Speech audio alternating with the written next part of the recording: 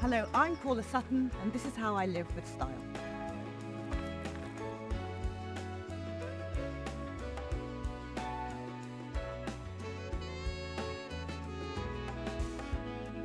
Hill House is a place that we moved to from South London, a Regency house built in 1822, so from the Georgian period, which is my absolute favourite period of architecture. My parents moved back to the Caribbean after living here for 30 years in England. I think that my love of this Georgian period and the architecture and creating this home is to do with trying to recapture that feeling that I had before my parents left.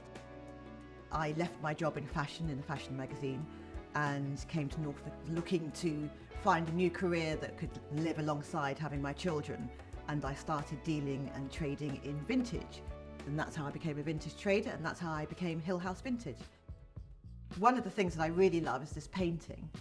It is a genuine painting from the 1930s, but it's not an expensive piece. In fact, it was quite cheap. And I think it's a really fine example of, beautiful things and gorgeous old things don't actually have to cost the earth.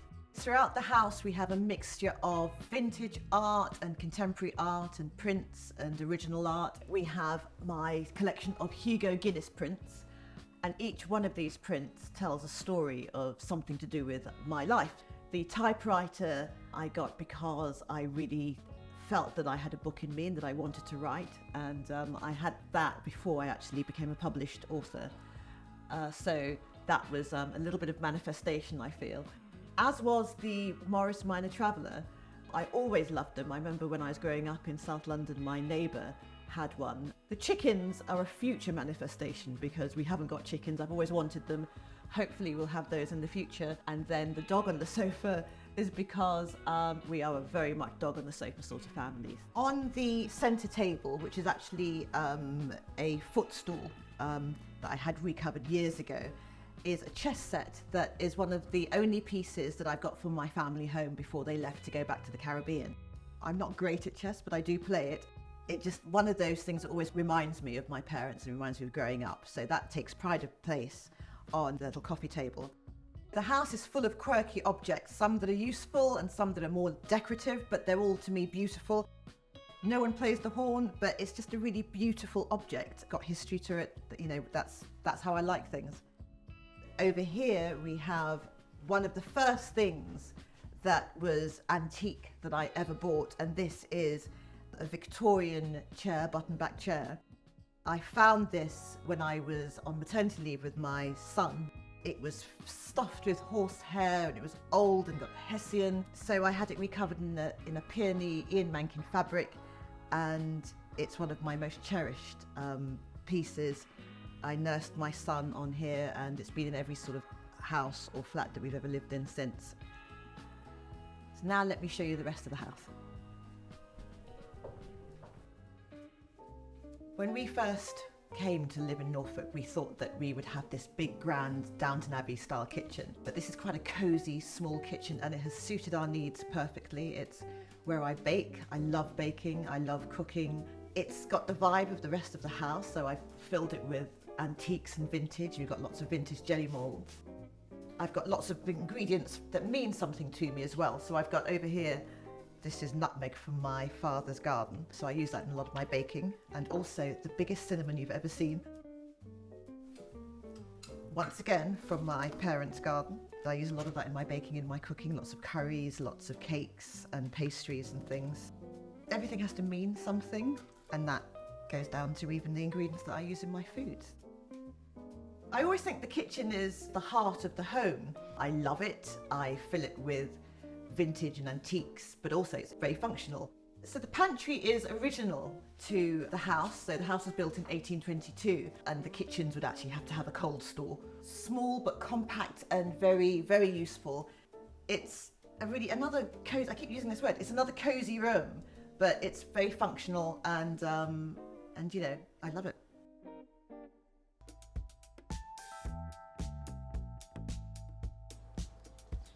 So now we're in the courtyard at the back of the house. I wanted to have the feel of a sort of walled garden because we built the extension to the side.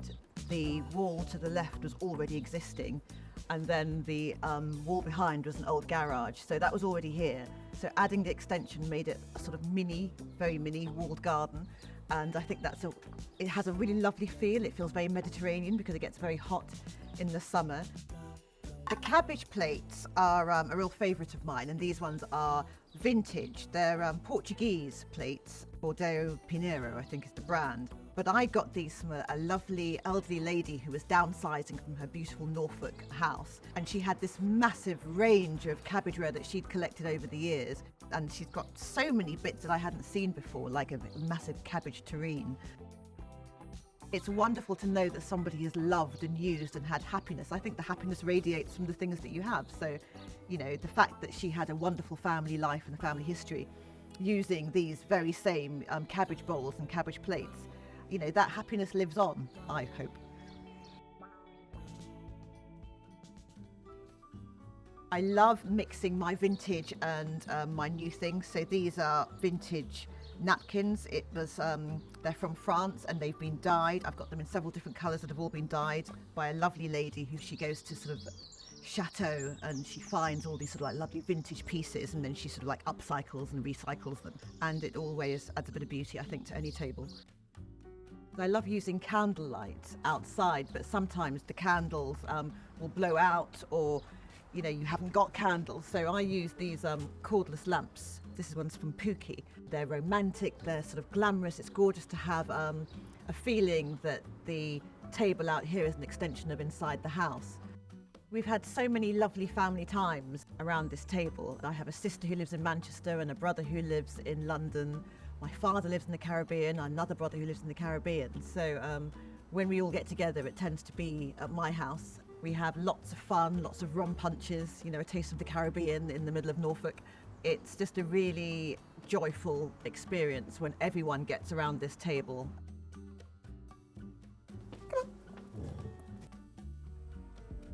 I love to watch a bit of nature in the garden. It's really easy to sort of see the birds from the kitchen window. And so I've created a little bird feeder, which is full of vintage crockery that's a bit chipped. You know, there's always something else you can do to upcycle and recycle.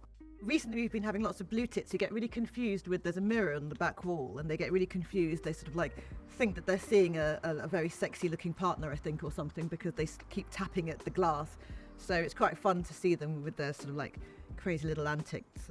And then just behind me is our gymnasium, what I call the vintage gym. And the reason it's a vintage gym is because I've just done it in a sort of vintage aesthetic, because it's the only way I would get into a gym is by having sort of beautiful surroundings. And the actual building used to be an old garage that was full to the brim with all those sorts of things that you don't know what to do with, so you sort of just shoved them in out of sight. And over lockdown, we decided that we would create something out of it. I'm one of those people who has always bought my gym membership and then I go for the first month and then don't go again because of, you know, often inconvenient to have to look after a little dog. So to have a gym in the garden has just been perfect, and it means that we do go, the whole family uses it, I use it. We've got a Peloton in there, a rowing machine and free weights, and it's actually just a really lovely space. You know, you can use it for multiple purposes, but at the moment it's a very lovely vintage gym.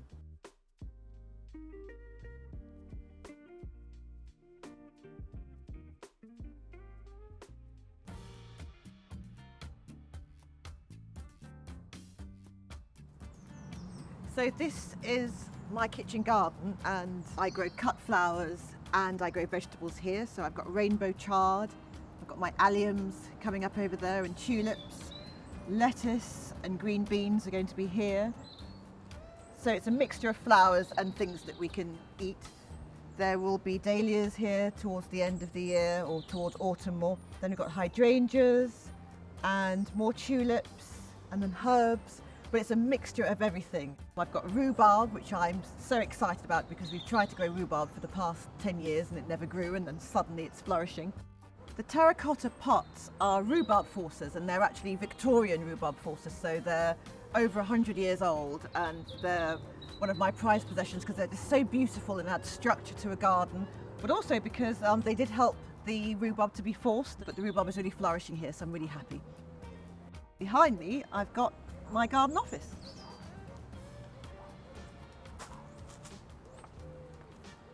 Now we're in my garden office, and this is where I write and where I get inspiration by looking over my kitchen garden. It's a real sort of feeling of everything that I find is Hill House vintage, the sort of juxtaposition between the old and new. I've got a very old-fashioned typewriter in the corner, but then I've got my modern computer.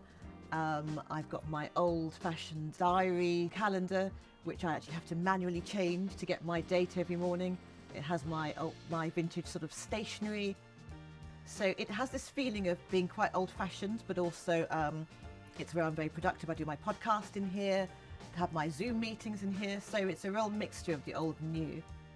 The actual building itself, I feel very proud because I helped build it. So during lockdown, we had a family friend who was trying to help me build this. So in between lockdowns, I would help and be up with the trusses and help put the roof on and help put the sides up, and I'd be there with, he's quite elderly actually, in his 70s.